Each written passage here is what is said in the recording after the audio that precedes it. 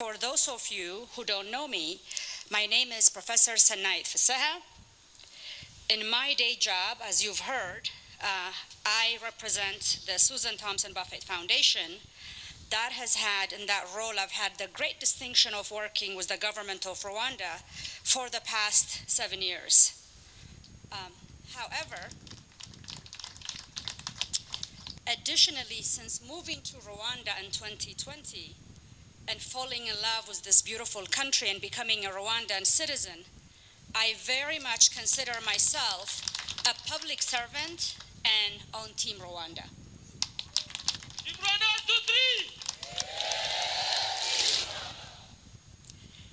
In that capacity, it's a tremendous honor to officiate this graduation ceremony for a team of motivated and committed public servants, and to be a partner in supporting the inaugural Public Servant Induction Program.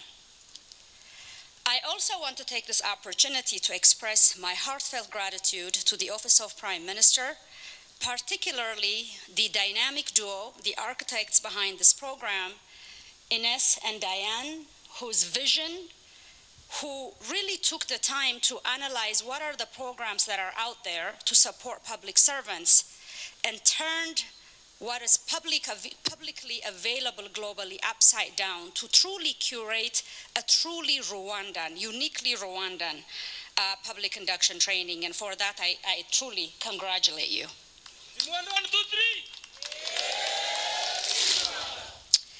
I also would like to express my profound gratitude to the Ministry of Public Service and Labor and the Ministry of Defense and its agencies and the Rwanda Military Academy for their leadership in this milestone initiative. What you had and your partners have achieved in 6 weeks is an extremely impressive achievement. And I know Diane talked about the formidable task force. Every one of us started talking about 5 weeks and 6 weeks. But the task force has been hard at work, visioning, going around, knocking doors, looking for resources, and getting commitment from government leaders to free your time to go through this training. So I'm really grateful to the task force as well. 1, 2, 3! Over the course of my career, I've had the distinct pleasure to work with governments around the world. And I can assure you there is no country in Africa or elsewhere with such clarity around its vision. And up! 1, 2, 3! For example, we've all heard the President of the Republic, President Paul Kagame, talking about Vision 2020 being about, quote, the future we choose because we can and because we deserve it, end of quote. We are incredibly lucky to have such a visionary president, and we need to recognize that as much as he and other political leaders can set the agenda, the country's progress depends on its public servants translating that vision into reality. That's you. That's not a new concept for Rwanda. In fact, it's fundamental to its past. The country has come such a long way in the past 30 years, and central to this tenet has been the unwavering dedication of its public servants. After the genocide against the Tutsis, it was Rwanda's civil service, your predecessors, that embraced the monumental task of restoring institutions, reestablishing essential services, rebuilding infrastructure, promoting peace and justice, and fostering national unity in the most of difficult circumstances imaginable. Team 1, 2, 3! Since then, you've become the backbone of our nation's progress and the architect of our development, working tirelessly and often behind the scenes. Whether it is declines in maternal and child mortality, or the dramatic improvements in our infrastructure, growing private sector investments, or the burgeoning tourism industry, the accomplishments we stand on today are due to yours and your predecessors' commitments and determination. As much as we have achieved together, though, there is so much more we need to do to strengthen the public service in our country. That is why efforts like the Public Service Induction Program are absolutely critical.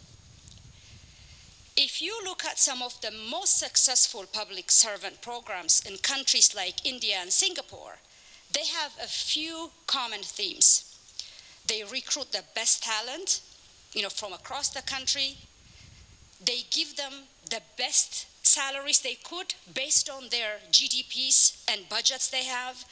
They do extensive training and opportunities for career progression. They have looked to harness innovation, bringing services closer and promoting efficiencies. And Singapore in particular, like Rwanda, has emphasized public-private partnership to build the private sector while strengthening public service delivery. And these are the models we are doing here, what we're doing here in Rwanda.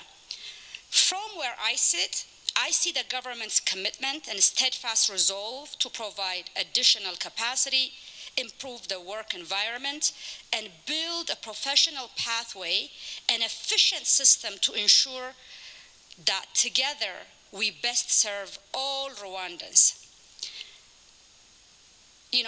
There is the saying, to whom much is given and much is expected. And you may think, it's very easy as human beings to think about our shortcomings. I don't have this, I don't have that. But you have to understand, out of the 14 million Rwandans, you are the ones that are given the best opportunity to serve this nation. Which means it comes with a huge responsibility, and as it has been true in the past, our future depends on more than just the system put in place to support public servants. I understand one of the examples provided in the training was how 3 different people cutting stones responded to the question, what are you doing? The first said he or she was cutting the stone. The second said she was cutting the stone to lay the cornerstone for a building. And the third said she was cutting the stone to build a cathedral that would last for centuries. That couldn't be a more appropriate metaphor for how I hope each of you see your roles. Our shared future depends on each of us taking responsibility for the national strategy for transformation, NST2, that you all mentioned, Vision 2035 and Vision 2050, and not just having them in paper, but implementing them. And as you learned in this training, that will require more than just following what's written in your job description. It requires breaking out silos, seeing connections between your work and other institutions and ministries. And I love the example in one of the videos. I don't belong to this institution. I belong to the nation, right? Many people who see me and know that my primary role is healthcare, I'm sure wonder why I don't stay in my lane, health, right? But we do not achieve health if you don't make progress in education. So I find it to be my business. I stick my nose everywhere where I see opportunity to have impact. I stick my nose everywhere. I really fundamentally believe as a Rwandan, it's my business. I am responsible. So the fact that when something is not working, you have written an email to your boss doesn't mean that your job ends there. For many of us, we are really crippled by bureaucracy. You've heard me say this before. Our ministers are there to serve. So one of the things I think that's holding Rwanda back is the protocol. The time we spend calling each other your honor, your excellency, not just, instead of really breaking barriers, if something is not done, I can assure you, neither the justice system nor President Kagame will fail you if you take a risk to fix something that you see is wrong and you've gotten in trouble. But many of us are saying, oh, no, this is not my thing. I've done my part, then I'm going to sit down. We can't make progress like that. You have to be risk takers. You will need to diagnose the root causes of problems and identify and implement long-term solutions, not just quick band-aids. You will have to take risks, picking yourself up when you fail, and holding each other accountable for staying laser-focused on the country's collective vision.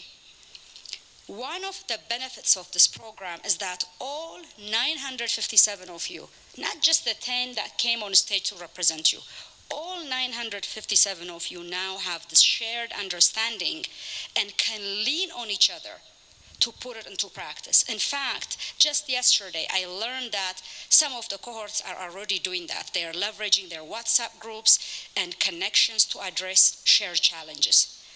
This kind of immediate action gives me immense confidence in the potential in this room, the people I see here today, and the benefits of this kind of programs. And I would really ask the task force and the minister, how do we scale this? How do we cascade it? And really have every Rwandan experience this kind of exercise to develop a shared vision, a sense of belongingness, and a sense of ownership, and not leaving this responsibility just only in the hands of our elected officials. And I hope you will continue to utilize your relationships you've built, bring others into your departments, in your departments, districts, divisions on board, and most importantly, what I hope you all can see as you walk away from this program is your role, your distinct role in the future of our nation. You have the institutions, the leadership, the plan, but that will only become a reality if each and every one of us understand the critical role we play in Rwanda's transformational journey. And you are the front lines of turning that vision into reality. You are building something so much more valuable than a cathedral. You're building the future of Rwanda we want and we deserve. 1, 2, 3.